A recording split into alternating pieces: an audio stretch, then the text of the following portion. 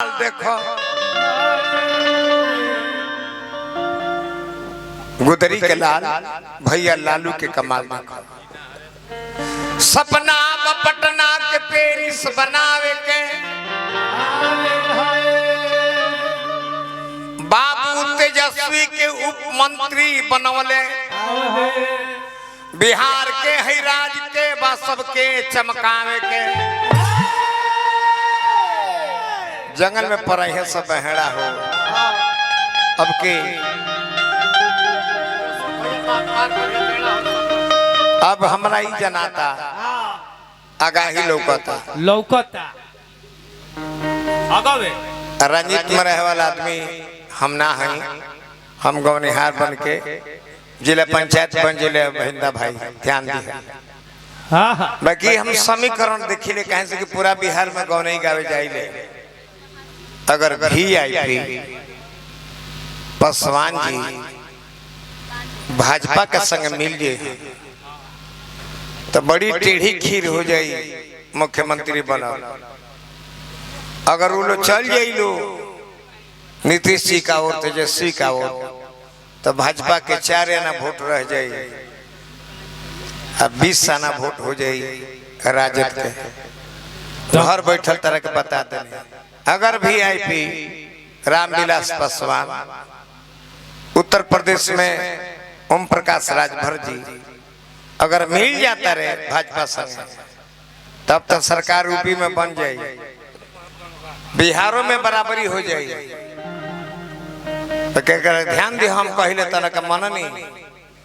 हम पूरा भागलपुर से लेके मुजफ्फरपुर मोतिहारी चंपारण तक गौनाई गाइले। हम जानते हैं कौना जात के कहाँ वोट बा हम जानी ले।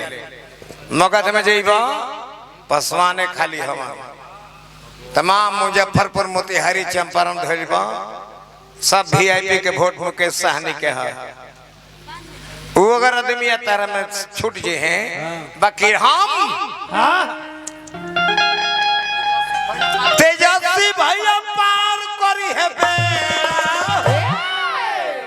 अब की आशीर्वाद बा। तेजस्वी भैया पार करी है सबके छूट जाई बखेड़ा।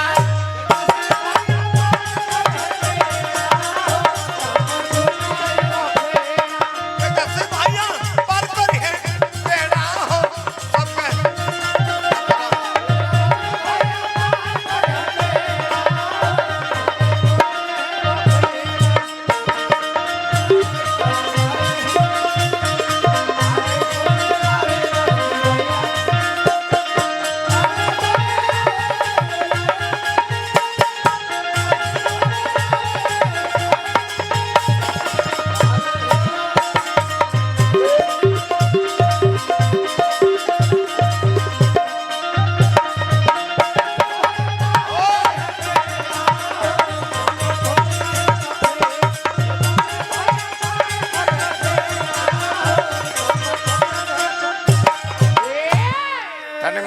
मनोज बाबू गुदरी के लाल भैया लालू के कमाल देखो। गुदरी के लाल भैया लालू के कमाल देखो। फिर से ला अरे गुदरी के लाल भैया लालू के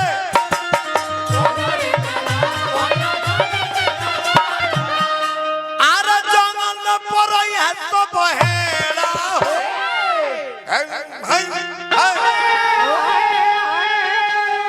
जंगल में पड़े है तो बहे सबके पार करी है।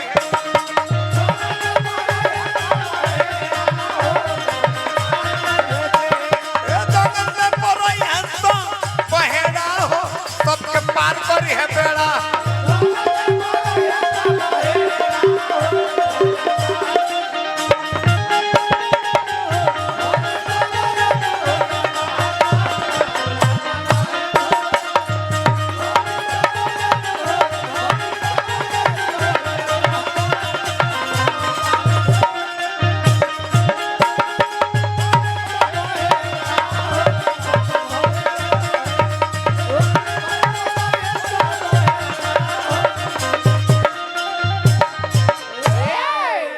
जंगल में पड़े हैं सब पहेड़ा हो सबके पार करी है बेड़ा। अब की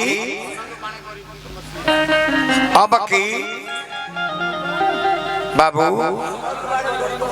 के रह जा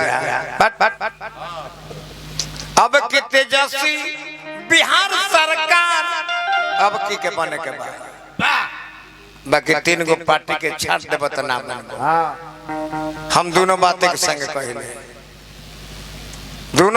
संग कहले VIP पासवान ना मिली है तो ना बनबो।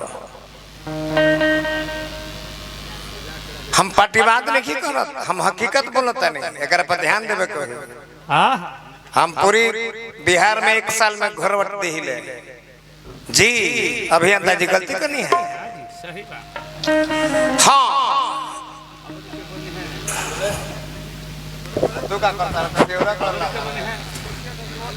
अरे दुखियन गरीब मन के हवे वो मसीहा, दुखियन गरीब के हवे वो मसीहा।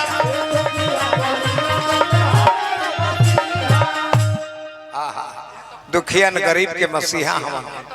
लालू जी आज भारत स्तर के नेता काहे भइले जी? दलित पिछड़ा अति पिछड़ा के संग ना रही कहीं ओकर पूजा नहीं के भइल। कृष्ण पूजैले काहे? विदुर के सगवा खा के। उनकर बाप वसुदेव नंद ना पूजैले, दशरथ ना पूजैले, राम पूजैले, सेवरी के जुटकी खा के आज पूजाता है।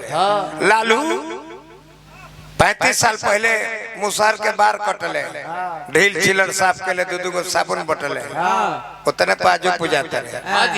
कहा के फिर अब देते रहे काऊ महाराज 35 साल पहले को काट देले बार, ढील चिलर साफ हो गइले सर, 2 गो साबुन बांट देले, कोई पाज नेता बनल पड़े।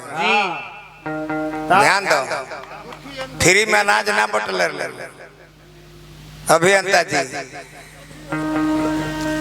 दुखियन गरीब के वो हमें मसीहा,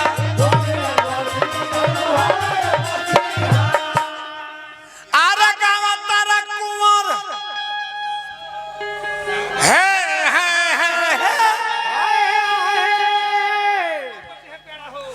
अरे दीदी हाथ कुंवर बटी है पेड़ा सबके खड़ हो जाए।